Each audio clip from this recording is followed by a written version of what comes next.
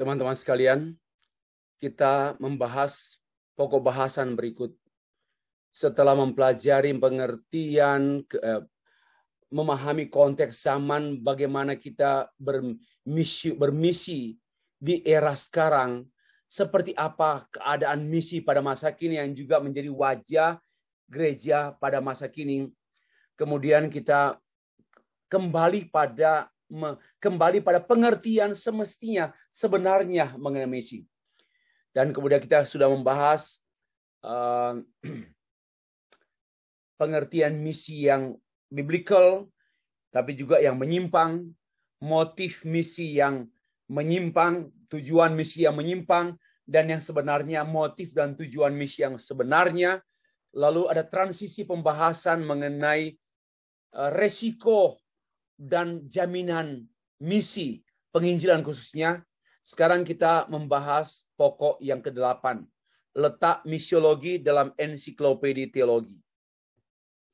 Berbicara mengenai misiologi, kita memahami misiologi itu sebagai satu bagian daripada kekayaan berteologia, sebagai tugas utama gereja dalam dunia. Letak misiologi dalam ensiklopedia teologi melewati proses yang panjang. Saya kemarin masih membuka buku-bukunya Bevins, buku-bukunya Fairquill tentang misi. Saya melihat itu diterbitkan tahun-tahun 1960-an, 1970-an, sudah sangat lama. Dan saya bersyukur mereka saja pada waktu itu sudah menghasilkan pemikiran-pemikiran yang luar biasa, wow, namun juga saya menemukan masih sangat sederhana. Pemikiran-pemikiran misi yang mereka formulasi dalam buku-buku masih sangat sederhana, namun sudah memberikan banyak hal yang berkenaan dengan kita sekarang ini mengalami kemajuan pemikiran. Ada pemikiran-pemikiran yang maju tentang misi, lebih kritis, lebih luas.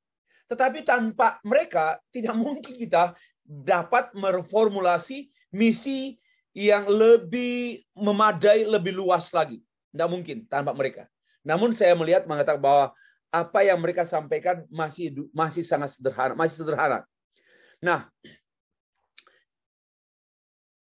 membahas misiologi dalam peta teologi, kita mengatakan sekali lagi suatu riwayat yang panjang. Charles Van Engel mengutip sekian pertanyaan John Neal mengenai kemungkinan letak misi dalam teologi Kristen. Teologi lautan luas teologi Kristen, di mana misiologinya? Seperti itu. Nah, satu, misi adalah kajian dogmatis. Dulu orang berbicara tentang misi itu ada pada bidang dogmatika.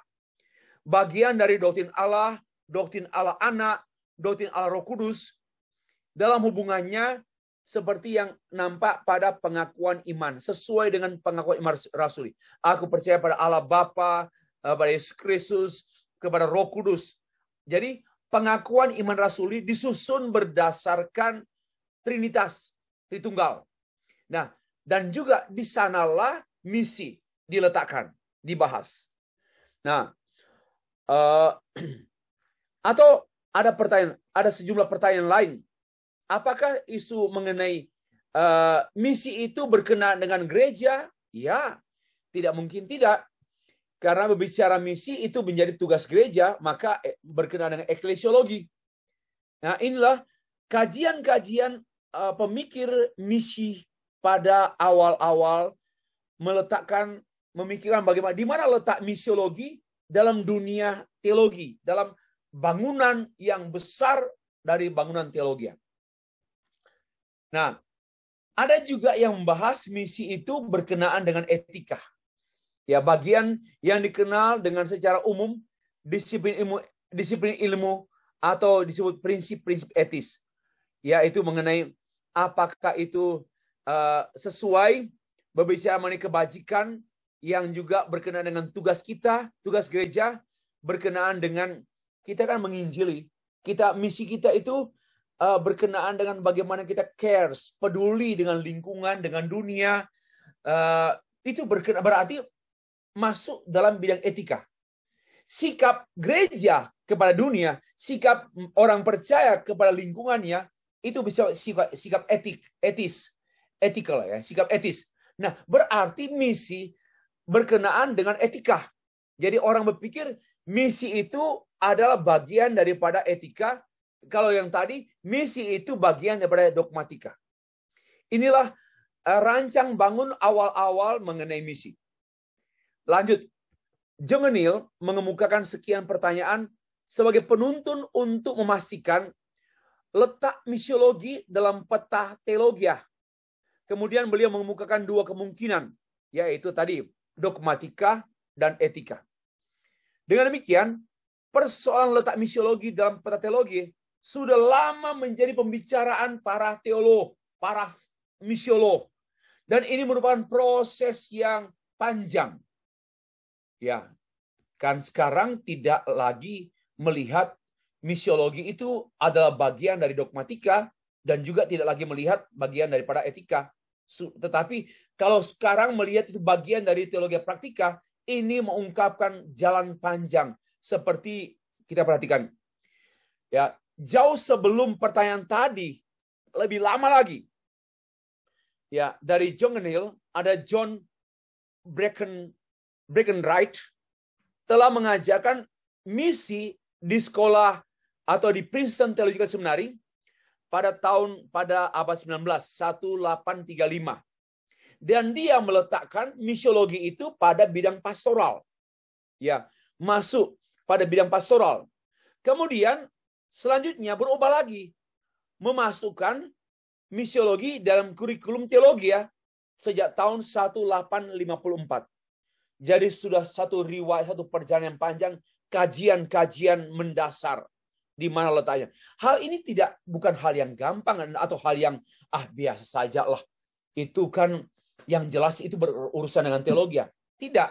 Ini menyangkut pemikiran, menyangkut cara berpikir, menyangkut kerangka berpikir. Tidak bisa bicara misiologi seenaknya. Dia pasti berkaitan erat dengan bidang-bidang yang lain dari dunia, dari bidang studi teologi, dari rumpun teologi. Misiologi di mana? Tidak bisa. Kalau kita sembarangan, kita akan kacau bermisi. Ya. Begitu juga ada seorang teolog Katolik bernama G.B. Hitcher. Dia menggolongkan misi dalam bidang teologi pastoral juga.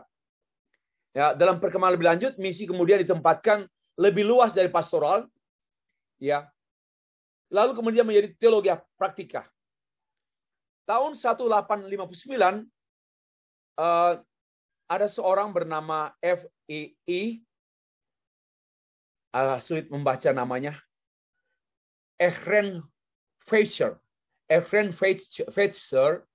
menulis teori mengenai sejarah Protestan yang kemudian dia meletakkan misi itu dalam bidang teologi praktika. Ya. Seperti selanjutnya oleh Friedrich Schleiermacher tahun 1880 meletakkan misi dalam bidang ilmu teologi, bidang praktika. Nah, nampaknya dari sana sudah semakin sering para teolog, para pemikir berbicara bahwa misiologi itu berkenaan dengan teologi praktika. Nah, juga ada seorang bernama Abraham Kuyper menempatkan misi dalam bidang teologi praktika. Beliau membagi studi teologi praktika dalam 4 bidang.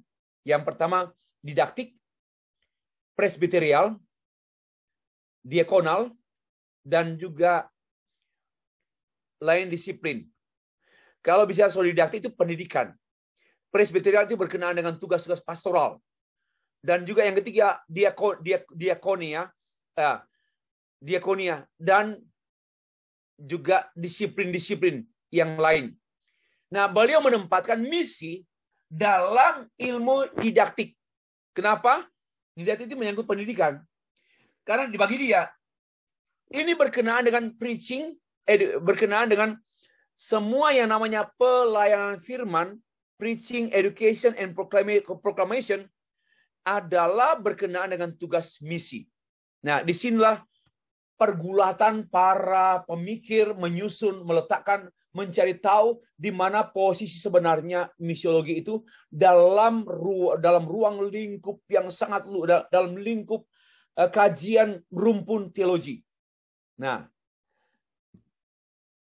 Bevins kemudian muncul. Ia menempatkan misi dalam bidang teologi praktika. Dan kemudian membagi dalam 3 wilayah. Misi itu teori misi, kemudian ada istilah elentis atau penginjilan, dan sejarah misi. Itulah kajian-kajian yang berupaya meletakkan misiologi di bidang-bidang rumpun teologi. Nah, kita tahu bersama bahwa teologi itu dibagi dalam 5 bagian besar. Ada teologi biblika, ada teologi sistematika, teologi historika, teologi filosofika, dan teologi praktika. Dan di teologi praktika lah misiologi diletakkan oleh para teolog. Dan saya juga setuju. Sesungguhnya, walaupun tidak mungkin memutlakkan, karena sebagaimana teologi praktika itu ada pastoral, ada pendidikan, ada kepemimpinan, ada manajemen, ya ada homiletika, ada konseling, ada penginjilan. Yang tidak mungkin terlepas dari biblika, dari sistematika, dari historika, dari filosofika. Ya, tidak mungkin ada teologi, ada misi tanpa biblika, tidak mungkin ada misiologi tanpa teologi, tidak mungkin misiologi tanpa historika, dan tidak mungkin misiologi tanpa filosofika. Ya, jadi jangan terlalu memutlakkan, tetapi dalam struktur berpikir perlu menetapkan, memastikan bahwa misiologi itu ada pada rumpun teologi, bidang teologi praktika. Nah, lanjut.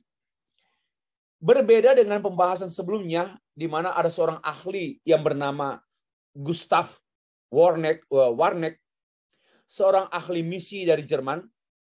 Ya, juga ada John Foster dari Inggris, ada K.S. Lowthrete, dia terkenal ahli misi, sejarah misi dunia. Mereka menempatkan misi dalam bidang studi sejarah gereja. Ya, menarik ya. They put mission into dalam bidang history of church history. I mean, menarik. Ya, karena memang mereka mencermati misi lebih banyak pada pengertian ekspansi, misi perluasan gereja, perluasan Injil yang juga adalah perluasan gereja.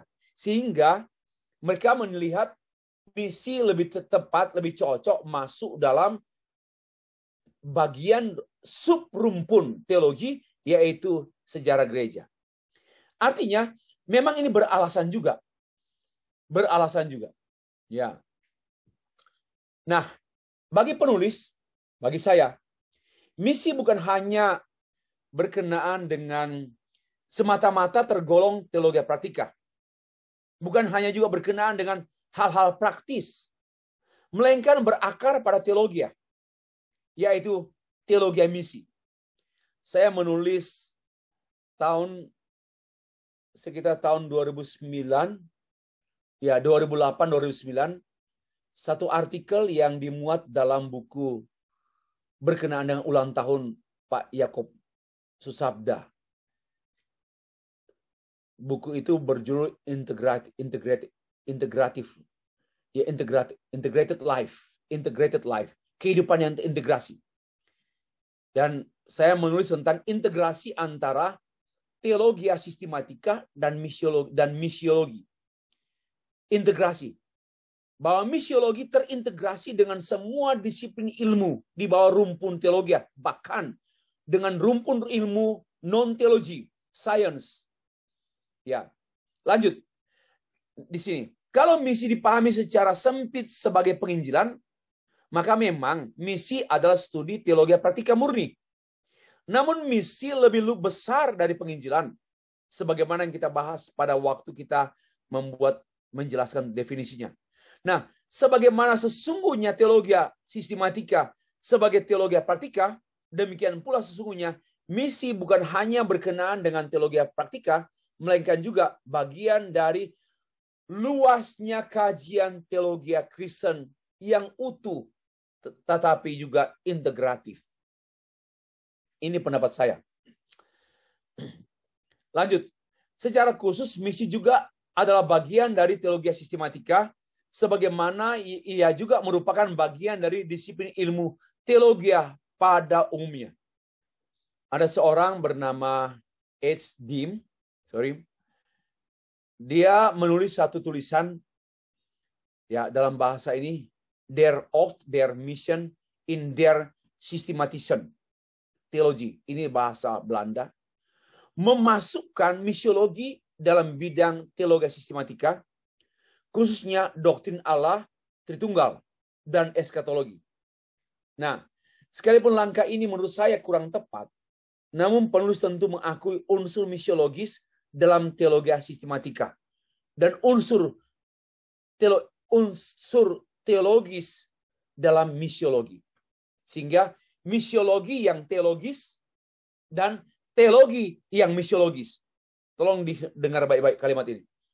Bahwa teologi itu harus misiologis. Kalau teologi tidak misiologis, ya bukan teologi. Hanya teori. Teologi itu harus misiologis. Harus sampai pada proklamasi Injil. Harus mencapai konteks dunia. Teologi itu harus merembet dan merembes ke semua bidang kehidupan, namanya misiologi. Ya. Tetapi juga misiologi jangan tanpa teologi. Misiologi tanpa teologi kacau, dangkal, dan pasti hancur. Misiologi itu harus teologis, harus berakar kuat di teologi dalam mengenal Allah Bapa, Anak, Roh Kudus sesuai dengan kehendaknya dan sebagainya. Ya, harus teologis. Jadi misiologi itu harus teologis. Dan teologi harus misiologis.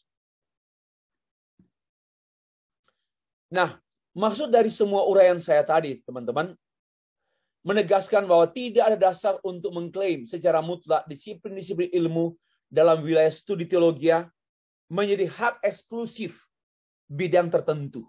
Bidang teologi tertentu, misalnya, biblika, sistematika, historika, filosofika, praktika.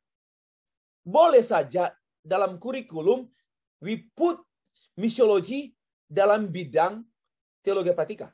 Itu untuk kurikulum. Tetapi sesungguhnya untuk kajian-kajian teologi yang luas tidak bisa secara eksklusif bahwa misiologi di bidang teologi praktika. Karena tidak terlepas dari sistematik teologi, biblical teologi, ya historical teologi, dan philosophical theology. Jadi tidak ada dasar untuk mengklaim misiologi sebagai bagian mutlak dari satu bidang teologi. Verquil pun sudah lama berpikir demikian. Dalam tulisannya saya kutip, "It's difficult to put misiology exclusively into any of general categories. Misiology is involved with all the theological disciplines." Jadi misiologi tidak hanya sulit untuk dipikirkan kalau dia hanya tertambat pada bidang tertentu di rumpun teologi. Tetapi misiologi juga involve dalam seluruh, karena di dalam seluruh teologi ada misi. Ya, tidak mungkin teologi biblika tanpa misi. Tidak mungkin teologi sistematika tanpa misi. Tidak mungkin teologi historika tanpa misi. Tidak mungkin teologi filosofika tanpa misi. Tidak mungkin. Semua bidang-bidang itu pun ada misi. Kalau teologi tanpa misi, ya bukan teologi. Demikian pun saya mengatakan, misiologi tanpa teologi, ya bukan misiologi. Misiologi memang terintegrasi dalam teologi Kristen dan bukan hanya bagian eksklusif dari satu bidang tertentu. Ya. Namun dia juga bukan berdiri sendiri seperti pendapat yang dikemukakan oleh Olaf J. Miltlebust dalam artikel Integration and Independence. Bahwa misi bukanlah disiplin yang independen. Jadi misi adalah terintegrasi di dalam disiplin ilmu teologi yang luas dan multidimensional. Multidimensi. Ia berrelasi erat dengan studi praktika, eksegese, hermeneutika, sejarah gereja, apologetika, teologi apatika, pastoral, edukasi. Demikianlah. Nah, saya lebih lanjut mengajak kita berpikir, misi tidak hanya berintegrasi dengan semua bidang studi teologi yang integratif, melainkan juga misi berkenaan dengan disiplin ilmu yang tidak dapat dipisahkan dengan non-teologi.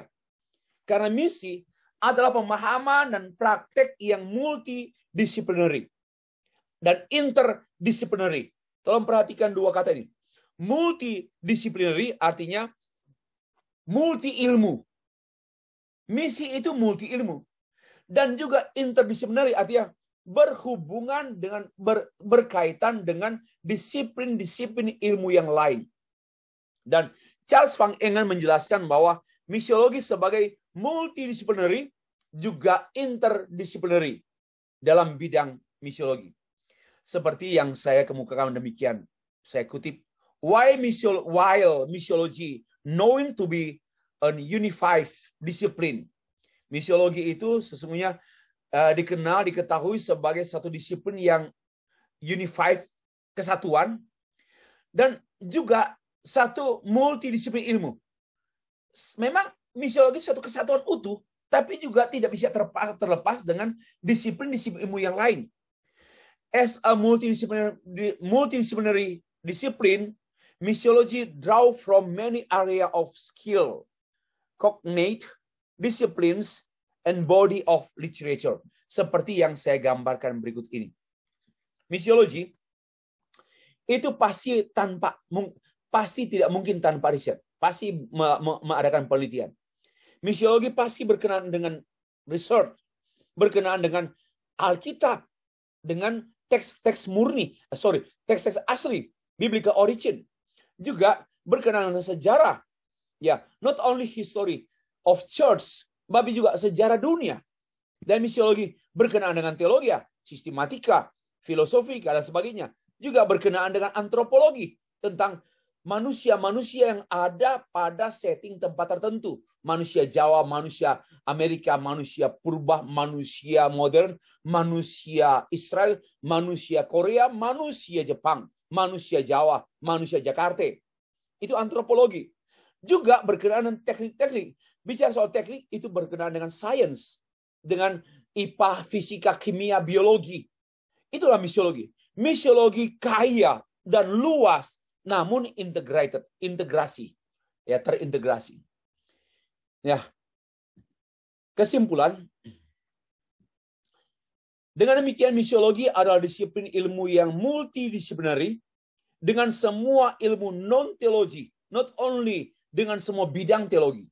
Ya, misiologi tidak hanya berurusan dengan teks, juga konteks, yaitu multidisiplin ilmu dan interdisiplin ilmu dari seluruh wilayah studi misi yang utuh, serta misiologi sebagai bagian integral dari seluruh rumpun ilmu teologi atau bidang teologi yang integratif.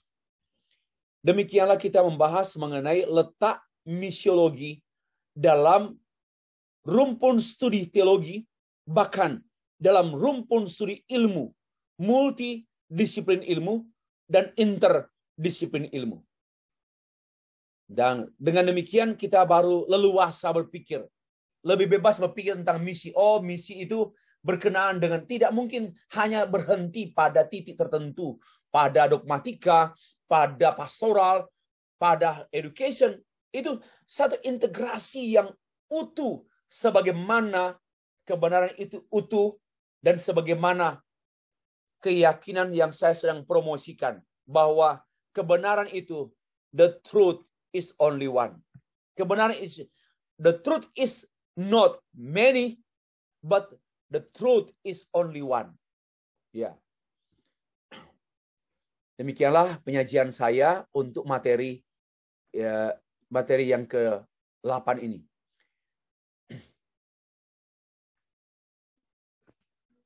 Silakan, kita memiliki waktu untuk tanya jawab. Kalau ada pertanyaan, saya menjawab.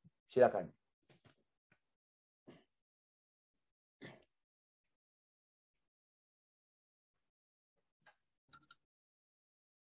mau bertanya, lihat tadi misiologi ini sangat luas terintegrasi dengan banyak di sana disebutkan Bapak tadi dijelaskan. Yang mau saya tanyakan mengenai berhubungan dengan apa yang kita hubungkan panggilannya di sini dan nanti kita di ladang Tuhan itu sebenarnya bagaimana menurut Bapak ketika kita sudah studinya memang konsentrasinya di misiologi, tapi nanti di berjalannya waktu kita ada panggilan untuk menjadi gembala gitu, dan bagaimana dengan orang-orang yang konsentrasinya di teologi tapi ternyata punya jiwa misiologi gitu Pak, dengan kita studinya gitu Pak. Oke. Very good question. Selama bertahun-tahun, bahkan berabad-abad, tugas-tugas hamba Tuhan terlalu dikotak-kotakan. Terlalu dikotak-kotakan. Hanya pada kotak-kotak sempit. Sesempit pikiran teologi yang sempit. Yang selama ini memang didukung oleh gereja. Bagi saya, sudah cukup lama Injil dipenjarakan. Dipenjarakan pada penjara-penjara jabatan gereja. Dan ini sungguh sesuatu yang membuat kontra dengan Alkitab. Ya, bersikap kontra dengan Alkitab. Bagaimana mungkin? Ya, teologi dibatasi pada jabatan gereja. Lalu Injil dibatasi pada jabatan-jabatan penginjil. Ya, saudara penginjil ya? Oh, saudara pemberita Injil. Lalu kalau dia sebagai seorang pastor, seorang pendeta, jemaat, dia pun penginjil. Tidak boleh lupa itu. Tidak boleh ada pengotak-ngotakan. Selama ini kan sudah keliru, sempit, pincang. Nah, seorang pendeta, Pak, bagaimana saya seorang pendeta jemaat? Saya kan sibuk dengan pastoral. Betul. Tapi pastoral tanpa penginjilan, pastoralnya no meaning. Counseling tanpa Injil, ya no meaning. Akhirnya jatuh pada counseling praktek sebagaimana psikiater. Mengkonseling seseorang yang tanpa Injil adalah psikiater. Berapa banyak hamba Tuhan atau pelayan gereja yang jatuh hanya pada kekerdilan, konseling tanpa Injil. Hanya memperlakukan konseling sebagaimana psikiater memperlakukan konseling. Kan tidak patut.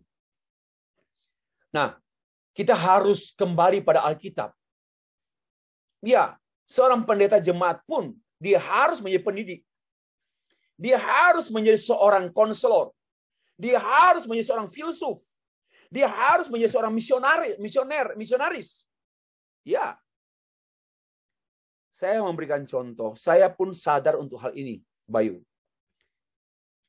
Saya pun sadar untuk hal ini. Dulu memang saya hanya satu tangan, satu jari. Tapi by time goes by, kemudian Tuhan menyingkapkan, memberikan tugas-tugas. Tidak hanya mengajar, tapi juga menulis buku, menulis artikel. Itu panggilan Tuhan untuk saya. Dan tidak hanya menjadi pengajar, menjadi pengkhotbah, KKR, pemberita Injil. Juga misionaris.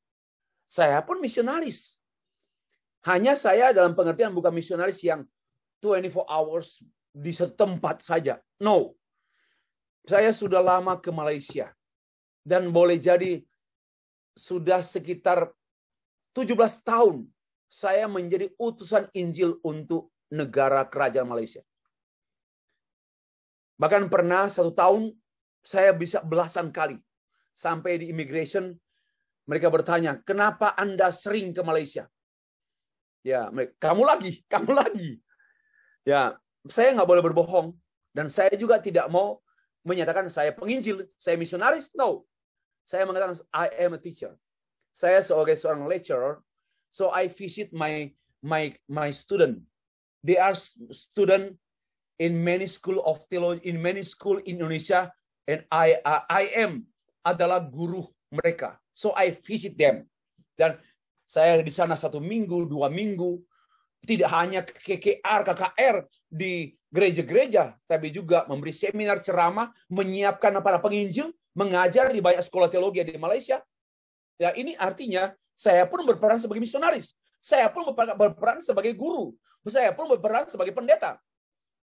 Ya, sejak tahun 2014 kami merintis gereja. Dan kemudian saya menjadi salah satu sinode, ketua sinode gereja misi Kristus sedunia. Ya, saya pendeta jemaat. 3 minggu lalu saya membaptis orang. Jadi seperti Paulus, tidak hanya guru yang menghabiskan waktunya di menjadi kutu buku dan buku berkutu dan kutu berbuku. Tidak begitu. Dan saya juga terbeban dan terpanggil sejak tahun 2019 saya menjadi misionaris di Afrika. Saya masih mempersiapkan untuk berangkat ini. Ya, dengan banyak kesulitan pergi. Jadi, saya juga bagaimana membuat tulisan-tulisan filosofis sehingga bisa berfilsafat di tengah-tengah dunia ini. Jadi, sudah buanglah, tidak terlalu sempitlah. Bukan soal sombong, ini bukan soal sombong. Ini panggilan Tuhan. Yang sebagaimana Injil itu adalah holistik, menjangkau dunia militer, dunia ilmuwan, dunia kuasa orang-orang di daerah-daerah yang dikuasai oleh primitif berpikir animisme, juga bagaimana Injil itu juga menjangkau dunia yang seluas mungkin. Demikianlah peran hamba Tuhan. Ya, itu jawaban saya. Tentulah teman-teman, jangan langsung semua. Saya pun bertahap dipimpin Tuhan. Ya, bertahap. Tetapi kemudian harus terbuka dengan perlengkapan dari Tuhan. Bagi saya, Injil itu tidak ada ruangan terkecil pun di mana Injil tidak ada. Harus ada. Ya, saya baru menyelesaikan satu presentasi untuk misi di Korea. Bagaimana Injil itu untuk kaum bisnismen, Injil itu untuk para artis. Dan memang bersama dengan saya dan bersama dengan mereka, saya ada dalam komunitas para artis. Ya, artis ini artis rohani, artis Injil yang saya sebut gospel singers. 2 tahun ini kami tidak moving. Tapi tahun 2017, 2018, 2019, bersama saya ada tim 5 artis. Kami ke Jember, ke Malang, ke Batu, ke Surabaya. Ya, bersama juga dengan seorang hamba Tuhan namanya Pak Paulus Bolu dengan lembaganya. Kami ke Medan membawa dengan tim. Saya khotbah, mereka nyanyi. Kami ke Malaysia. Ada hampir 2 minggu kami di Malaysia. Dengan keliling, dengan KKR, pujian penyembahan, seminar, dan itu menjangkau bagaimana Injil bagi para artis dan artis bagi Injil. Ya, juga bagi usahawan. Jadi jangan kita mengotakkan diri dan memenjarakan diri. Saya pendeta jemaat. Saya membaptis, katekisasi dan perjamuan kudus, khotbah sampai tua mati. Tidak bisa. Kita harus lihat seluas Injil. Seluas itulah pelayanan kita. Ya, demikian ya teman-teman. Oke, masih ada pertanyaan? Misalnya mengembangkan di bidang psikologi. Itu kayak kita bergerak untuk mengembangkan SDM tadi Pak. Misalnya kan contohnya dalam metode belajar. Kita misalnya kita menggali di bidang psikologi itu mengerti bahwa misalnya sistem metode belajar ini, ini udah salah begitu. Tapi itu tadi kata Bapak yang tidak mengotak-otakkan. Baik, untuk meluruskannya tidak apa-apa kan Pak? Ya. Oke, terima kasih. Saya berusaha memahami pertanyaan. Ilmu apapun sebenarnya tidak bertentangan dengan teologi. ilmu apa? Termasuk psikologi. Psikologi kan ilmu mempelajari perilaku manusia. Dan psikologi ini berguna tidak hanya di pendidikan, berguna untuk company-company, perusahaan-perusahaan, SDM, bagaimana SDM memperhatikan perilaku pekerja, perilaku pemimpin. Nah, khususnya dalam pendidikan, psikologi sangat baik menolong para pengajar, para pendidik untuk memahami dunia pendidikan, termasuk memahami peserta didik. Ya, mengenai perilaku belajar, perilaku mengajar, psikologi pendidikan. Penting, dan itu penting. Nah, namun dia juga dapat menjadi kendaraan untuk Injil dapat disampaikan kepada peserta didik dengan mencermati perilaku belajar siswa. Ya, dengan mencermati perilaku belajar siswa, maka kita dapat secara meyakinkan, persuasif, bagaimana Injil masuk disampaikan dengan memahami perilaku orang, perilaku peserta didik. Ya, Injil disampaikan. Ya, ini nanti kita bahas pada mata kuliah kontekstualisasi. Ya, misi kontekstualisasi pasti kita akan akrab di sana dengan semua bidang-bidang ilmu, termasuk psikologi. Jadi, saya tidak anti psikologi untuk diterapkan dalam hal lebih efektif mengajar siswa, mengajar mahasiswa. Ya, karena mengerti keadaan siswa, cara belajar siswa itu bantuan psikologi. Tetapi kalau hanya berhenti di situ, minta maaf, kita sebagai guru Kristen, saya mengatakan kita gagal jadi Kristen. Hanya gagal jadi guru. Karena hal itu pun diterapkan oleh para ilmuwan-ilmuwan dan para guru-guru dunia. Ya, tidak mengenal agama.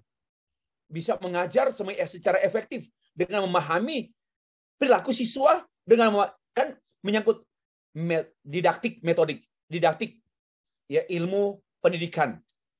Lah, di sana kita mempelajari juga mengenai psikologi pendidikan, psikologi siswa, psikologi guru. Jadi berguna. Tapi kalau hanya berhenti di situ, ya sangat menyedihkan. Karena apa? Arti kita sebagai orang Kristen tidak berarti. Kita harus sampai pada klimaksnya. Klimaksnya psikologi itu pada teologi. Maka itu teologi sebagai queen daripada sains, termasuk queen daripada psikologi. Ya, itulah respon saya terhadap pertanyaan dan mungkin juga tanggapan. Kalau ada tanggapan balik silakan. Iya, Pak. Ya, gitu juga kayak kita kayak pengen semakin lagi menggali atau mengerti, misalnya dalam konteks juga budaya di sekitar, kayak itu kan perlu pembelajaran lebih lanjut gitu. Terima kasih, Pak. Oke. Ya, karena itulah bagus sekali ya. Karena itu misiologi ini adalah multidisiplin ilmu dan interdisiplin ilmu. Multidisiplin ilmu dan interdisiplin ilmu. Nah, kita tidak bisa. Saya kan waktu saya kuliah ambil doktor misiologi, saya pun mempelajari antropologi, saya pun mempelajari sosiologi. Ya, dan saya bersyukur turut dilengkapi juga mengambil program doktor manajemen. Sehingga ini kekayaan yang memperkuat bangunan saya berteologi ya, dan bangunan bermisi. Bangunan misiologi. Jadi sangat baik. Ya, bagi saya misiologi bukanlah ilmu yang berdiri sendiri-sendiri, melainkan ilmu yang integratif dengan teologi ya tentu, dengan the queen teologi, tapi juga dia dengan multi ilmu lain, dengan psikologi, dengan sosiologi, antropologi, bahkan dengan ilmu antariksa. Ya, dengan ilmu perbintangan bahkan, tapi bukan nujum, ahli bicara tentang nujum ya, tapi dengan ilmu-ilmu yang seperti sains. Itu menyangkut tadi yang saya sebut tadi dengan teknik, strategi, antropologi, research. Inilah karena itu teologi ya, itu disiplin ilmu teologi itu disiplin ilmu yang multidimensi. Ya, termasuk juga dengan interconnected dengan semua sains, bidang ilmu, bahkan filsafat. Oke, demikianlah jawaban saya.